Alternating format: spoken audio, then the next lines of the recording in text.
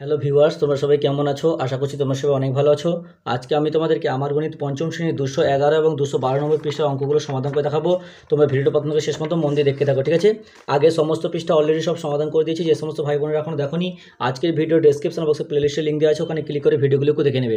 Video শুরু করার আগে তোমাদের কাছে একটা ছোট্ট অনুরোধ, যারা এখন আমাদের এই চ্যানেলকে সাবস্ক্রাইব করোনি তারা প্লিজ চ্যানেলকে সাবস্ক্রাইব করে দেবে, আর যারা সাবস্ক্রাইব করে রেখেছো তাদেরকে অসংখ্য অসংখ্য ধন্যবাদ। দেখো, এই 211 এবং 12 নম্বর পৃষ্ঠাটা একটু অন্য টাইপের অঙ্কগুলো রয়েছে, কারণ দেখো এতদিন আমরা যে সরল সম্পর্ক ব্যস্ত সম্পর্কের মধ্যে অঙ্কগুলো করেছি, ওখানে দুটো সম্পর্ক ছিল, ঠিক আছে? কিন্তু এখানে দেখো তিনটি বিষয়ের মধ্যে সম্পর্ক রয়েছে। তাহলে এই অঙ্কগুলো কী করে করবো 211 এবং 212 নম্বর পৃষ্ঠায় উদাহরণ দিয়ে ভালো করে বুঝিয়ে দিয়েছে। তারপরে আমাদেরকে নিজের থেকে ভাষার অঙ্কগুলো এখানে দেওয়া আছে 213 নম্বর পৃষ্ঠা, সেখান থেকে করতে হবে। তাহলে এটা ভালো করে বুঝে নাও। বলছে তিনটি বিষয়ের মধ্যে সম্পর্ক দেখি। বলছে কি 15 জন লোক 20 দিনে 1200 টাকা আয় করেন, তাহলে 75 জন লোক 5 দিনে কত টাকা আয় করবে হিসাব করে বের করতে বলছে। তাহলে গণিতের ভাষায় সমস্যাটা লিখে প্রথম বিষয়, দ্বিতীয় বিষয়, তৃতীয় বিষয় হয়েছে একদিকে লোক সংখ্যা, দিন সংখ্যা এবং উপার্জনের টাকার সংখ্যা লিখেছে।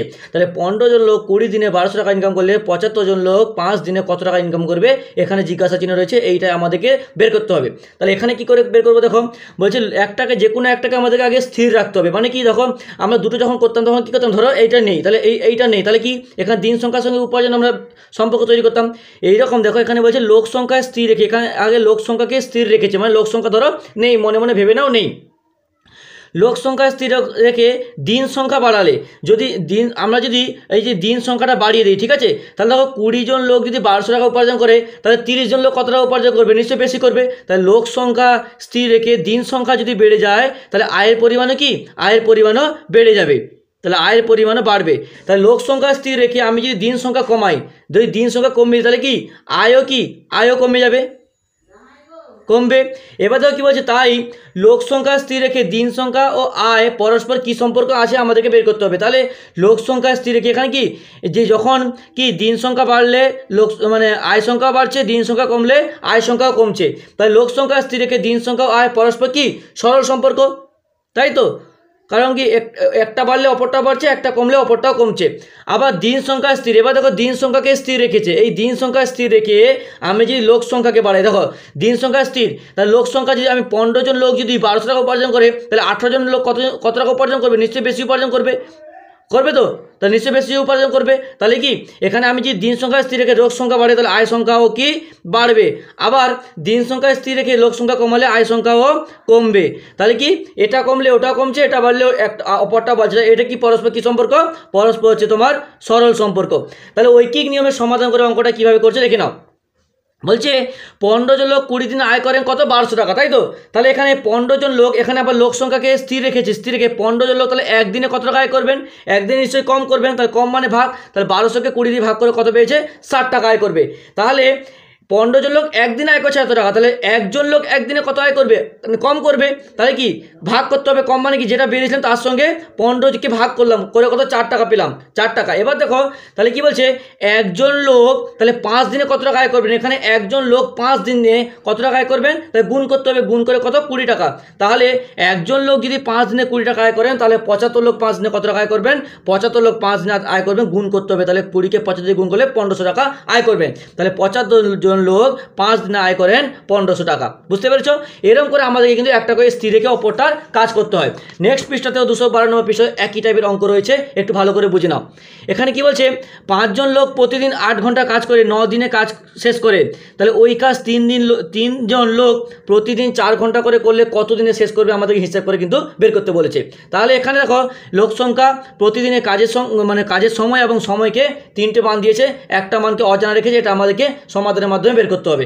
তাহলে এখানে দেখো, তাহলে একই রকমভাবে একটাকে স্থির রাখবো, তাহলে লোক সংখ্যায় স্থির রাখছি। দেখো লোক সংখ্যায় স্থির রাখলে প্রতিদিন কাজের সময় বাড়ালে, আমি যদি প্রতিদিনের কাজের সময় বাড়াই, ঠিক আছে, ধরো 8 ঘন্টায় কাজ করলে 9 দিনে শেষ হয়, আমি যদি কাজের সময়টা বাড়িয়ে দিই, তাহলে দিন সংখ্যা কমে যাবে।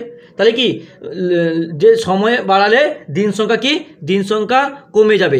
আর যদি সময় কমাই তাহলে দিন সংখ্যা কি, দিন সংখ্যা বেড়ে যাবে। দেখো এর আগেটা আমরা সরল সম্পর্কে 3টা অঙ্ক, তিনটে বিষয় নিয়ে অঙ্ক করেছিলাম। এইটা দেখো ব্যস্ত সম্পর্কে নিয়ে 3টে কিন্তু বিষয় নিয়ে অঙ্ক করব।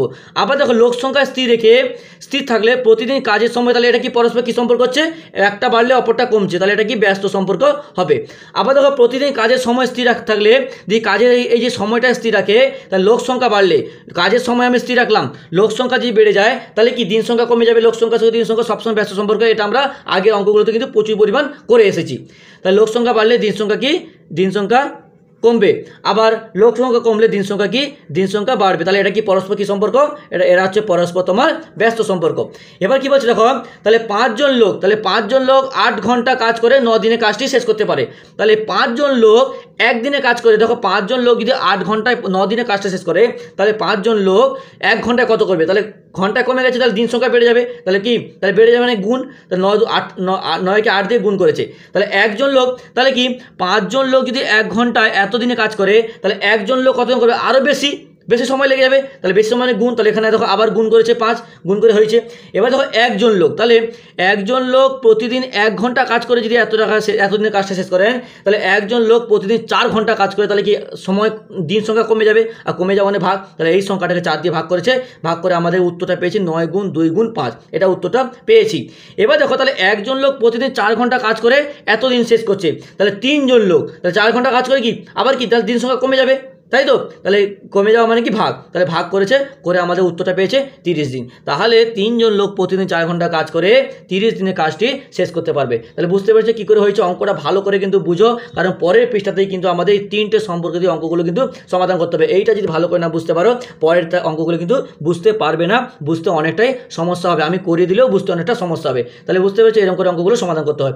ভিডিওটা দেখা লাইক করে তোমার অন্যান্য বন্ধুদের মধ্যে শেয়ার করে দেবে প্লিজ। আর হ্যাঁ, চ্যানেলটা যদি নতুন হয়ে থাকো কিন্তু চ্যানেলটাকে সাবস্ক্রাইব করবে প্লিজ। হ্যাঁ।